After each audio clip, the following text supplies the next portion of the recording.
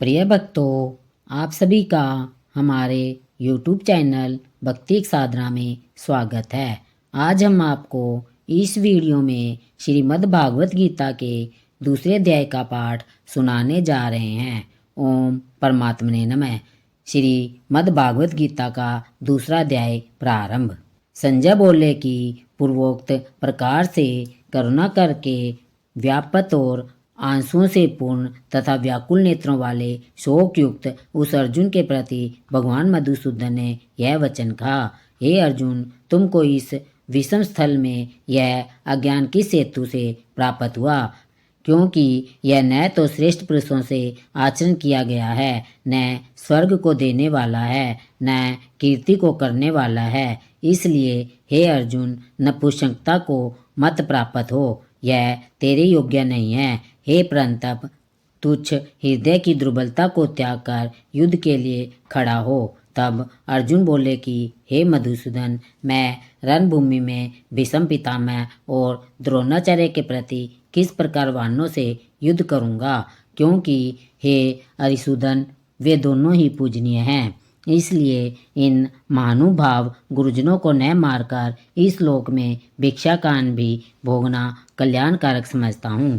क्योंकि गुरुजनों को मारकर भी इस लोक में रुधिर से सने हुए अर्थ और कामरूप भोगों को ही तो भोगूंगा। और हम लोग यह भी नहीं जानते कि हमारे लिए क्या करना श्रेष्ठ है, अथवा यह भी नहीं जानते हैं कि हम जीतेंगे या हमको वे जीतेंगे। और जिनको मारकर हम जीना भी नहीं चाहते हैं, वे ही धृतराष्ट्र के पुत्र हमारे सामने खड़े हैं। इसलिए कायरता रूप दोष करके उपहत हुए स्वभाव वाला और धर्म के विषय में मोहित चित हुआ मैं आपसे पूछता हूँ, जो कुछ निश्चय किया हुआ कल्याणकारक साधन हो वह मेरे लिए कहिए। क्योंकि मैं आपका शिष्य हूँ, इसलिए आपके शरण हुए मेरे को शिक्षा दीजिए। क्योंकि भूमि में निष्कंटक धन धान्य संपन्न राज्य को और देवताओं के स्वामिपने को प्राप्त होकर भी मैं उस उपाय को नहीं देखता हूँ जो कि मेरी इंद्रियों के सुखाने वाले शोक को दूर कर सके। संजय बोले, हे राजन, निद्रा को जीतने वाले अर्जुन अंतर्यामी श्री कृष्ण महाराज के प्रति इस प्रकार कहकर फिर श्री गोविंद भगवान से युद्ध नहीं करूँगा ऐसा स्पष्ट कहकर चुप हो गए। उसके उपरांत हे भरतवंशी धृतराष्ट्र, अंतर्यामी श्री कृष्ण महाराज ने दोनों सेनाओं के बीच में उस शोकयुक्त अर्जुन को हंसते हुए से यह वचन कहे। हे अर्जुन, तू न शोक करने योग्यों के लिए शोक करता है और पंडितों के से वचनों को कहता है, परंतु पंडित जन जिसके प्राण चले गए हैं उनके लिए और जिनके प्राण नहीं गए हैं उनके लिए भी शोक नहीं करते हैं। क्योंकि आत्मा नित्य है, इसलिए शोक करना अत्युक्त है। वास्तव में न तो ऐसा ही है कि मैं किसी काल में नहीं था, अथवा तू नहीं था, अथवा ये राजा लोग नहीं थे, और न ऐसा ही है कि इससे आगे हम सब नहीं रहेंगे। किंतु जैसे जीवात्मा की इस देह में कुमार, युवा और वृद्धावस्था होती है, वैसे ही अन्य शरीर की प्राप्ति होती है। उसी विषय में धीर पुरुष मोहित नहीं होता है। अर्थात जैसे कुमार, युवा और जरावस्था रूप स्थूल शरीर का विकार अज्ञान से आत्मा में भासता है, वैसे ही एक शरीर से दूसरे शरीर को प्राप्त होने रूप सूक्ष्म शरीर का विकार भी अज्ञान से ही आत्मा में भासता है। इसलिए तत्व को जानने वाला धीर पुरुष इस विषय में नहीं मोहित होता है। हे कुंती पुत्र, सर्दी गर्मी और सुख दुख को देने वाले इंद्रिय और विषय सुख के संयोग तो संभंगुर और अनित्य है। इसलिए हे भरतवंशी अर्जुन, उनको तू सहन कर। क्योंकि हे पुरुष श्रेष्ठ, दुख सुख को समान समझने वाले जिस धीर पुरुष को ये इंद्रियों के विषय व्याकुल नहीं कर सकते, वह मोक्ष के लिए योग्य होता है। और हे अर्जुन, असत वस्तु का तो अस्तित्व नहीं है और सत्य का अभाव नहीं है। इस प्रकार इन दोनों को ही तत्वज्ञानी पुरुषों द्वारा देखा गया है। इस न्याय के अनुसार नाश रहित तो उसको ज्ञान की जिससे यह संपूर्ण जगत व्यापक है। क्योंकि इस अविनाशी का विनाश करने को कोई भी समर्थ नहीं है और इस नाश रहित अप्रमेय नित्य स्वरूप जीवात्मा के ये सब शरीर नाशवान कहे गए हैं। इसलिए हे भरतवंशी अर्जुन, तू युद्ध कर। जो इस आत्मा को मारने वाला समझता है तथा जो इसको मरा हुआ मानता है, वे दोनों ही नहीं जानते हैं, क्योंकि यह आत्मा न मारता है और न मारा जाता है। यह आत्मा किसी काल में भी न जन्मता है और न मरता है, अथवा न यह आत्मा होकर के फिर होने वाला है, क्योंकि यह अजन्मा नित्य शाश्वत और पुरातन है। शरीर के नाश होने पर भी यह नाश नहीं होता है। हे पांडुपुत्र अर्जुन, जो पुरुष इस आत्मा को नाश रहित नित्य अजन्मा और अव्यय जानता है, वह पुरुष कैसे किसको मरवाता है और कैसे किसको मारता है। और यदि तू कहे कि मैं तो शरीरों के वियोग का शोक करता हूँ, तो यह भी उचित नहीं है, क्योंकि जैसे मनुष्य पुराने वस्त्रों को त्याग कर दूसरे नए वस्त्रों को ग्रहण करता है, वैसे ही जीवात्मा पुराने शरीरों को त्याग कर दूसरे नए शरीर को प्राप्त होता है। हे अर्जुन, इस आत्मा को शस्त्रादि नहीं काट सकते हैं और इसको आग नहीं जला सकती है और इसको जल गीला नहीं कर सकते हैं और वायु खा नहीं सकता है, क्योंकि यह आत्मा अछेद्य है। यह आत्मा अदाय है, अकल्य है और अशोक्य है तथा यह आत्मा निसंदेह नित्य सर्वव्यापक अचल स्थिर रहने वाला और सनातन है। यह आत्मा अव्यक्त अर्थात इंद्रियों का अविषय और यह आत्मा अचिंतनीय अर्थात मन का अविषय और यह आत्मा विकार रहित अर्थात न बदलने वाला कहा गया है। इससे हे अर्जुन, इस आत्मा को ऐसा जानकर तू शोक करने योग्य नहीं है, अर्थात तुझे शोक करना उचित नहीं है। यदि तू इसको सदा जन्म से और सदा मरने वाला माने तो भी हे अर्जुन, इस प्रकार शोक करने को योग्य नहीं है, क्योंकि ऐसा होने से तो जन्मने वाले की निश्चित मृत्यु और मरने वाले का निश्चित जन्म होना सिद्ध हुआ है। इससे भी तू इस बिना उपाय वाले विषय में शोक करने को योग्य नहीं है। यह विस्मादिकों के शरीर माया में होने से अनित्य है। इससे शरीरों के लिए भी शोक करना उचित नहीं, क्योंकि हे अर्जुन, संपूर्ण प्राणी जन्म से पहले बिना शरीर वाले और मरने के बाद भी बिना शरीर वाले ही है। केवल बीच में ही शरीर वाले प्रतीत होते हैं। फिर उस विषय में क्या चिंता है।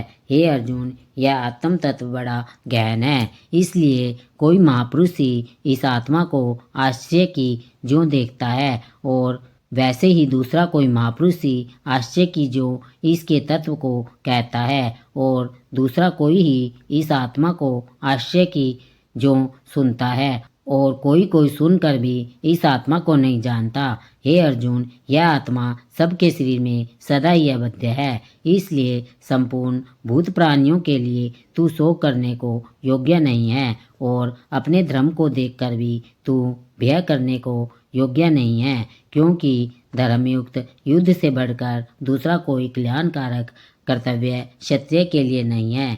हे पार्थ, अपने आप प्राप्त हुए और खुले हुए स्वर्ग के द्वार रूप इस प्रकार के युद्ध को भाग्यवान क्षत्रिय लोग ही पाते हैं, और यदि तू इस धर्मयुक्त संग्राम को नहीं करेगा तो सब धर्म को और कीर्ति को खोकर पाप को प्राप्त होगा, और यह सब लोग तेरी बहुत काल तक रहने वाली अपकीर्ति को भी कथन करेंगे, और वह अपकीर्ति माननीय पुरुष के लिए मरण से भी अधिक बुरी होती है, और जिनके तू बहुत माननीय होकर भी अब तुच्छता को प्राप्त होगा, वे महारथी लोग तुझे भय के कारण युद्ध से उपराम हुआ मानेंगे, और तेरे बैरी लोग तेरे सामर्थ्य की निंदा करते हुए बहुत से न कहने योग्य वचनों को कहेंगे। फिर उससे अधिक दुख क्या होगा। इससे युद्ध करना तेरे लिए सब प्रकार से अच्छा है, क्योंकि या तो तू मरकर स्वर्ग को प्राप्त होगा अथवा जीत कर पृथ्वी को भोगेगा। इससे हे अर्जुन, युद्ध के लिए निश्चय वाला होकर खड़ा हो। यदि तुझे स्वर्ग और राज्य की इच्छा न हो तो भी सुख दुख लाभ हानि और जय पराजय को समान समझकर उसके उपरांत युद्ध के लिए तैयार हो। इस प्रकार युद्ध करने से तू पाप को प्राप्त नहीं होगा। हे पार्थ, यह बुद्धि तेरे लिए ज्ञान योग के विषय में कही गई है और इसी को अब निष्काम कर्म योग के विषय में सुन। जिस बुद्धि से युक्त हुआ तो कर्मों के बंधन को अच्छी तरह से नाश करेगा। इस निष्काम कर्मयोग में आरंभ का अर्थात बीज का नाश नहीं है और उल्टा फल रूप दोष भी नहीं होता है। इसलिए इस निष्काम कर्म योग रूप धर्म का थोड़ा भी साधन जन्म मृत्यु रूप महान भय से उद्धार कर देता है। हे अर्जुन, इस कल्याण मार्ग में निश्चयात्मक बुद्धि एक ही है और अज्ञानी सकामी पुरुषों की बुद्धियां बहुत भेदों वाली अनंत होती है। हे अर्जुन, जो सकामी पुरुष केवल फलश्रुति में प्रीति रखने वाले, स्वर्ग को ही परम श्रेष्ठ मानने वाले, इससे बढ़कर और कुछ भी नहीं है, ऐसा कहने वाले हैं, वे अविवेकी जन जन्म रूप कर्म फल को देने वाली और भोग तथा ऐश्वर्य की प्राप्ति के लिए बहुत सी क्रियाओं के विस्तार वाली इस प्रकार की जिस दिखाऊ शोभा युक्त वाणी को कहते हैं, उस वाणी द्वारा हरे हुए चित्त वाले तथा भोग और ऐश्वर्य में आसक्ति वाले उन पुरुषों के अंतःकरण में निश्चयात्मक बुद्धि नहीं होती है। हे अर्जुन, सब वेद तीनों गुणों के कार्य रूप संसार को विषय करने वाले अर्थात प्रकाश करने वाले हैं। इसलिए तू असंसारी अर्थात निष्कामी और सुख दुख आदि द्वंद्वों से रहित नित्य वस्तु में स्थित तथा योग क्षेम को न चाहने वाला और आत्मपरायण हो, क्योंकि मनुष्य का सब ओर से परिपूर्ण जलाशय से प्राप्त होने पर छोटे जलाशय में जितना प्रयोजन रहता है, अच्छी तरह ब्रह्मा को जानने वाले ब्राह्मण का भी सब वेदों में उतना ही प्रयोजन रहता है। अर्थात जैसे बड़े जलाशय के प्राप्त हो जाने पर जल के लिए छोटे जलाशयों की आवश्यकता नहीं रहती है, वैसे ही ब्रह्मानंद की प्राप्ति होने पर आनंद के लिए वेदों की आवश्यकता नहीं रहती है। इससे तेरा कर्म करने मात्र में ही अधिकार होवे, फल में कभी नहीं, और तू कर्मों के फल की वासना वाला भी मत हो तथा तेरी कर्म न करने में भी प्रीति न होवे।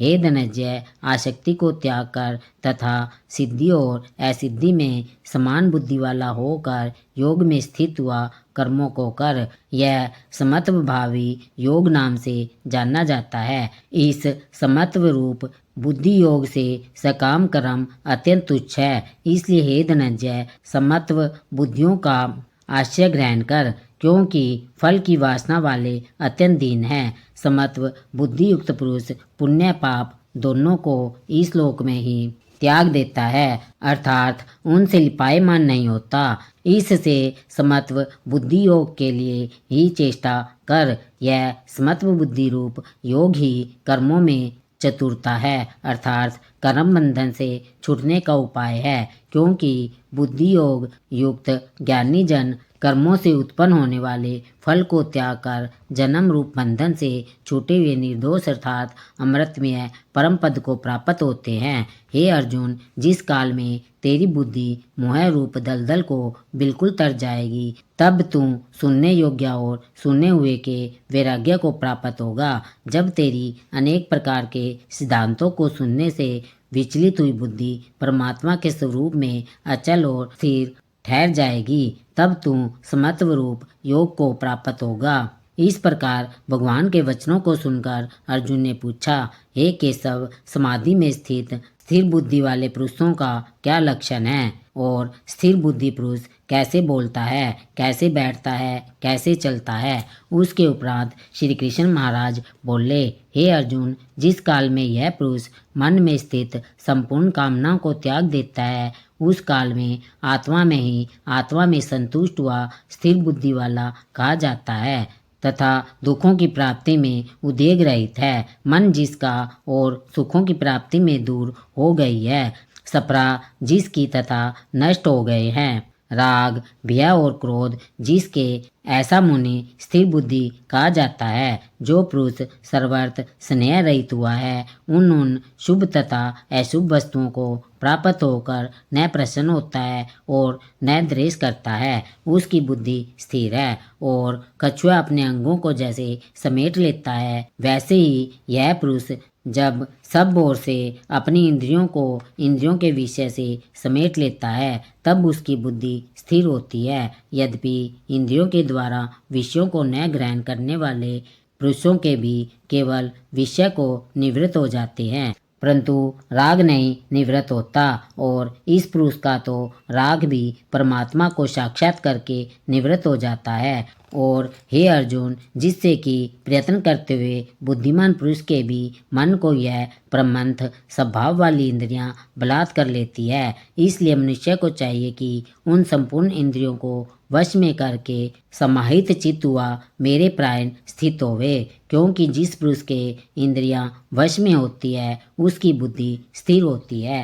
हे अर्जुन, मान सहित इंद्रियों को वश में करके मेरे प्राण न होने से मन के द्वारा विषयों का चिंतन होता है, और विषयों को चिंतन करने वाले पुरुष की उन विषयों में आसक्ति हो जाती है, और आसक्ति से उन विषयों की कामना उत्पन्न होती है, और कामना में विघ्न पड़ने से क्रोध उत्पन्न होता है। क्रोध से अविवेक अर्थात मूढ़ भाव उत्पन्न होता है, और अविवेक से स्मरण शक्ति भ्रमित हो जाती है, और स्मृति के भ्रमित हो जाने से बुद्धि तथा ज्ञान शक्ति का नाश हो जाता है, और बुद्धि के नाश होने से यह पुरुष अपने श्रेय साधन से गिर जाता है। परंतु स्वाधीन अंतःकरण वाला पुरुष राग द्वेष से रहित अपने वश में की हुई इंद्रियों द्वारा विषयों को भोगता हुआ अंतःकरण की प्रसन्नता अर्थात स्वस्थता को प्राप्त होता है। उस निर्मलता के होने पर इसके संपूर्ण दुखों का अभाव हो जाता है,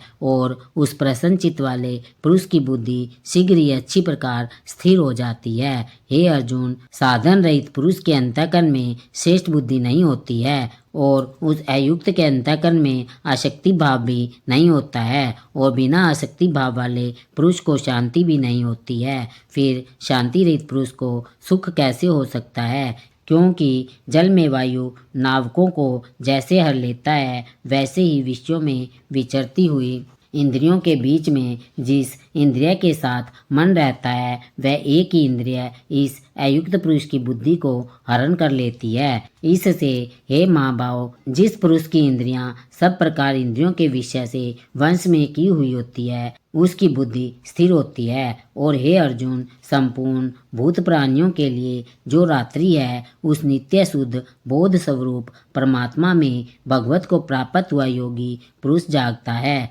और जिस नाशवान शंख भंगुर सांसारिक सुख में सब भूत प्राणी जागते हैं, तत्व को जानने वाले मुनि के लिए वह रात्रि है। जैसे सब ओर से परिपूर्ण अचल प्रतिष्ठा वाले समुद्र के प्रति नाना नदियों के जल उसको चलायमान न करते हुए ही समा जाते हैं, वैसे ही जिस स्थिर बुद्धि पुरुष के प्रति संपूर्ण भोग किसी प्रकार का विकार उत्पन्न किए बिना ही समा जाते हैं, वह पुरुष परम शांति को प्राप्त होता है, न कि भोगों को चाहने वाला। क्योंकि जो पुरुष संपूर्ण कामनाओं को त्याग कर ममता रहित और अहंकार रहित सपरा रहित हुआ बरतता है वह शांति को प्राप्त होता है। हे अर्जुन, यह ब्रह्म को प्राप्त हुए पुरुष की स्थिति है। इसको प्राप्त होकर योगी कभी मोहित नहीं होता है, और अंतकाल में भी इस निष्ठा में स्थित होकर ब्रह्मानंद को प्राप्त हो जाता है। इति श्री मद्भागवत रूपी उपनिषद एवं ब्रह्म विद्या तथा योग शास्त्र विषयक श्री कृष्ण और अर्जुन के संवाद में सांख्य योग नामक दूसरा अध्याय समाप्त हुआ। बोलिए श्री कृष्ण भगवान की जय हो। प्रिय भक्तों, अब हम श्री मद्भागवत गीता के दूसरे अध्याय का मातम सुनाने जा रहे हैं। श्री मद्भागवत गीता का दूसरे अध्याय का मातम प्रारंभ। श्री भगवान कहते हैं, लक्ष्मी, प्रथम अध्याय के मातम का उत्तम उपख्यान मैंने तुम्हें सुना दिया। अब अन्य अध्यायों के मातम्य श्रवण करो। दक्षिण दिशा में वेद वेता ब्राह्मणों के पुरंदरपुर नामक नगर में श्रीमान देव शर्मा नामक एक विद्वान ब्राह्मण रहते थे। वे अतिथियों के पूजक, स्वाध्यायशील, वेद शास्त्रों के विशेषज्ञ, यज्ञों का अनुष्ठान करने वाले और तपस्वियों के सदा ही प्रिय थे। उन्होंने उत्तम द्रव्यों के द्वारा अग्नि में हवन करके दीर्घ काल तक देवताओं को तृप्त किया, किंतु उन धर्मात्मा ब्राह्मणों को कभी सदा रहने वाली शांति न मिली। वे परम कल्याणमय तत्व का ज्ञान प्राप्त करने की इच्छा से प्रतिदिन प्रचुर सामग्रियों के द्वारा सत्य संकल्प वाले तपस्वियों की सेवा करने लगे। इस प्रकार शुभ आचरण करते हुए उन्हें बहुत समय बीत गया। तदंतर एक दिन पृथ्वी पर उनके समक्ष एक त्यागी महात्मा प्रकट हुए। वे पूर्ण अनुभवी, आकांक्षा रहित, नासिका के अग्रभाग पर दृष्टि रखने वाले तथा शांत चित्त थे। निरंतर परमात्मा के चित्त में संलग्न हो वे सदा आनंद भी हो रहते थे। देव शर्मा ने उन नित्य संतुष्ट तपस्वी को शुद्ध भाव से प्रणाम किया और पूछा, महात्मन, मुझे शांति में स्थिति कैसे प्राप्त होगी?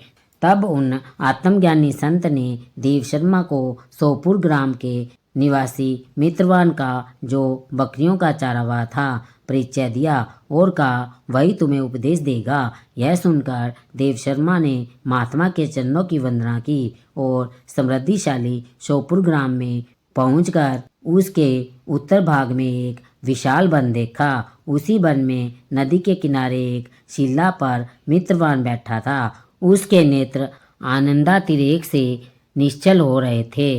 वह अपलक दृष्टि से देख रहा था। वह स्थान आपस का स्वाभाविक बैर छोड़कर एकत्रित हुए परस्पर विरोधी जंतुओं से घिरा था। वहाँ उद्यान में मंद मंद वायु चल रही थी।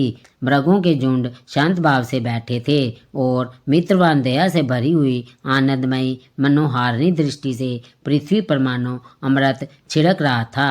इस रूप में उसे देखकर देव शर्मा का मन प्रसन्न हो गया। वे उत्सुक होकर बड़ी विनय के साथ मित्रवान के पास गए। मित्रवान ने भी अपने मस्तक को किंचित नवा कर देव शर्मा का सत्कार किया।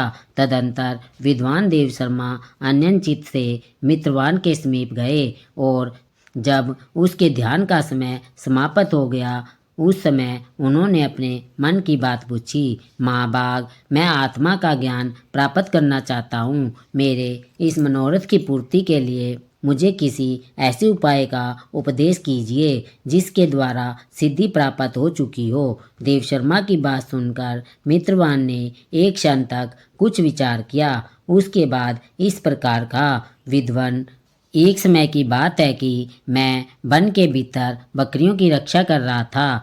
इतने में ही एक भयंकर व्याघ्र पर मेरी दृष्टि पड़ी, तो जो मानो सबको ग्रास लेना चाहता था।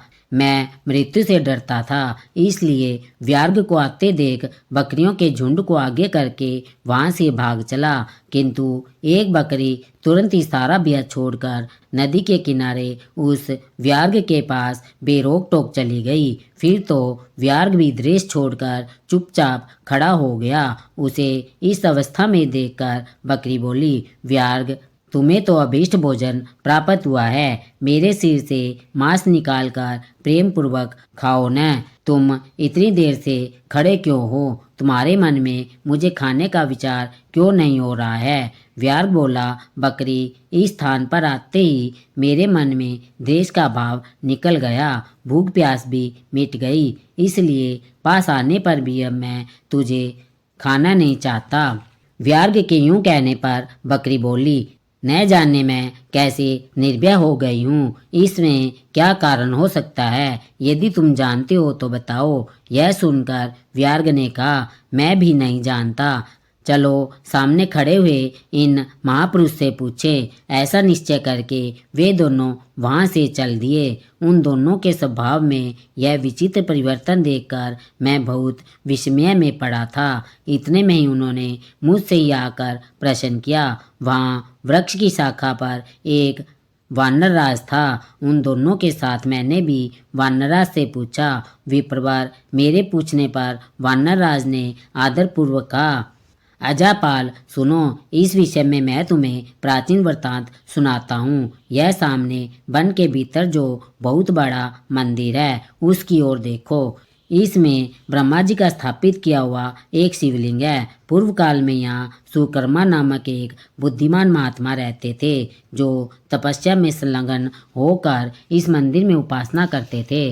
वे वन में से फूलों का संग्रह कर लाते और नदी के जल से पूजनीय भगवान शंकर को स्नान कराकर उन्हीं से उनकी पूजा किया करते थे।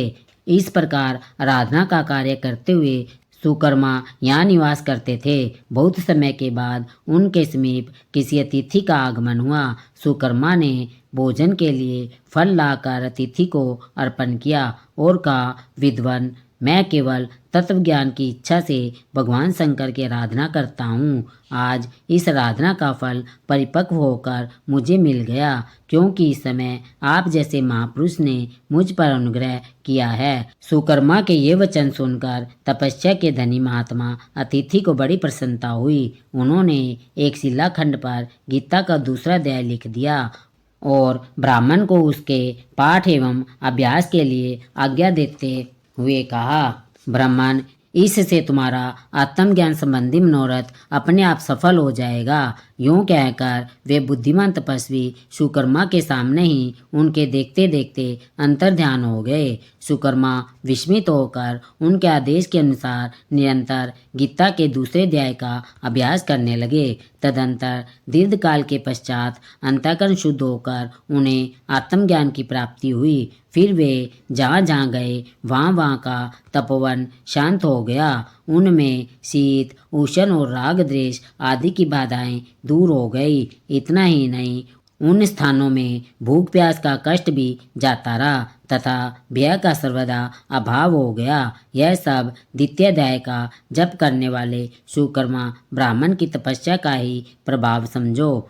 मित्रवान कहता है, वानराज के यूं कहने पर मैं प्रसन्नतापूर्वक बकरी और व्याघ्र के उस मंदिर की ओर गया।